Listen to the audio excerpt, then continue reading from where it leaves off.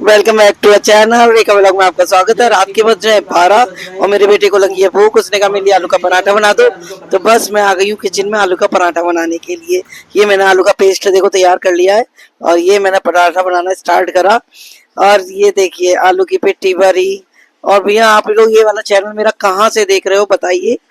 तो मैंने कर दिया है ये आलू का पराठा देखिए बेलना स्टार्ट।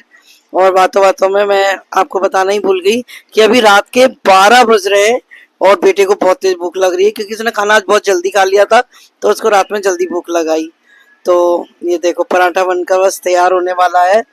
तो कौन कौन सी ऐसी मम्मियां हैं जो बेटे के कहने पर, बच्चों के कहने पर तुरंत रात में चाहे 2 बज रहे 3 बज रहे खाना तैयार कर देती है।